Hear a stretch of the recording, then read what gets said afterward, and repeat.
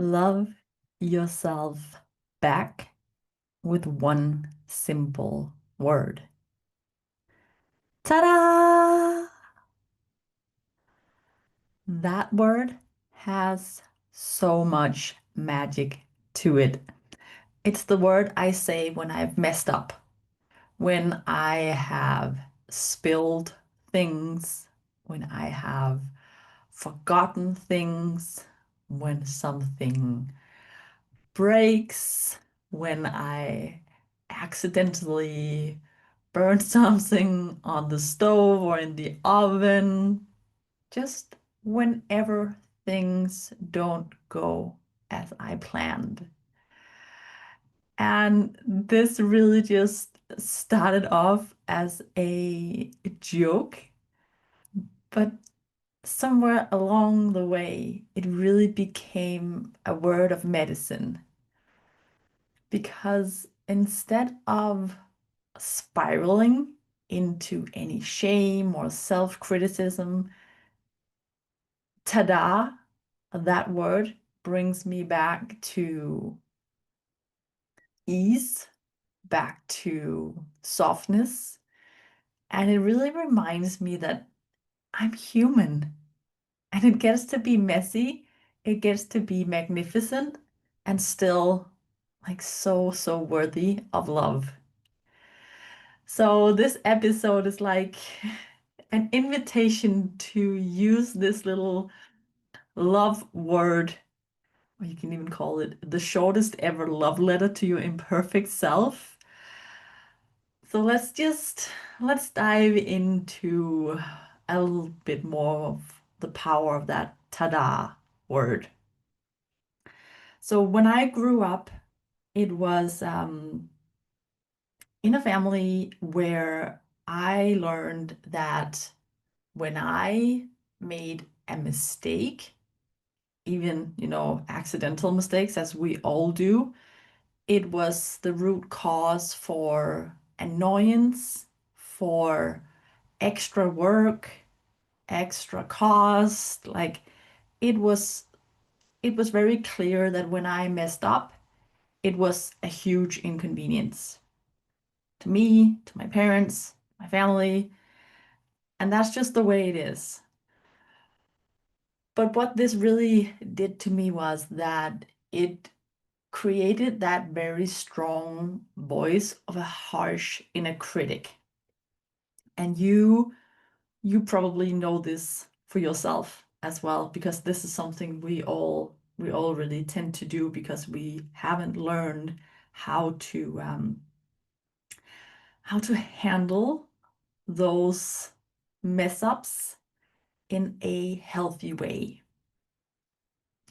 So what I tried to do once I noticed at first this really harsh inner critic was the first thing I did was I stopped like swearing, like saying fuck or shit or whatever would come out of my mouth whenever I'd messed up. And that for sure helped to some extent.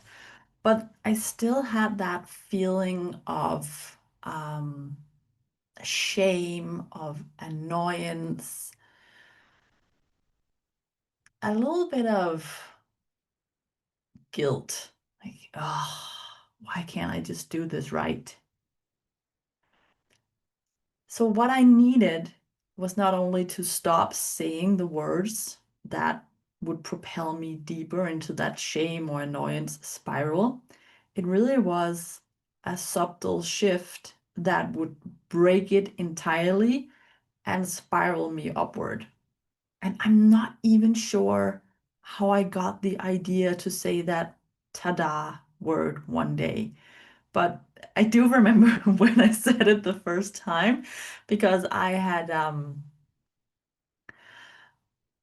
just made a blueberry smoothie, and let's just say that smoothie did not end up in the glass where it was supposed to.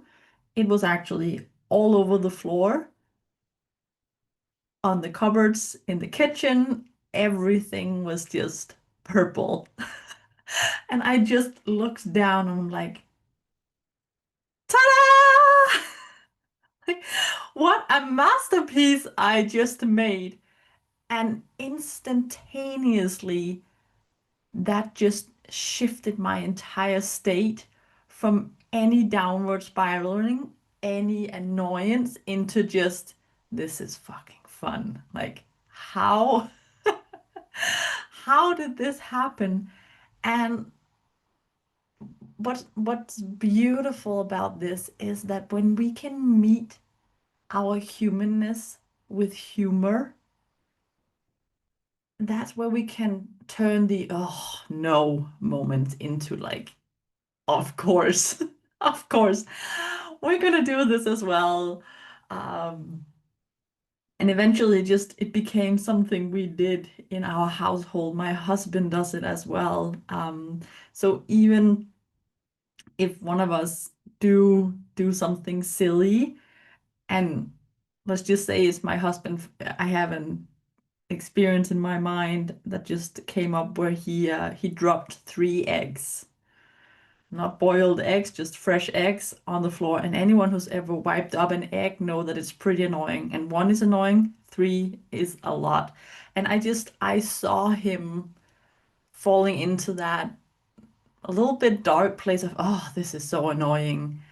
And instantly I just said, ta-da! And he just lit up like, ah, okay, it gets to just be fun. It gets to be another ta-da moment.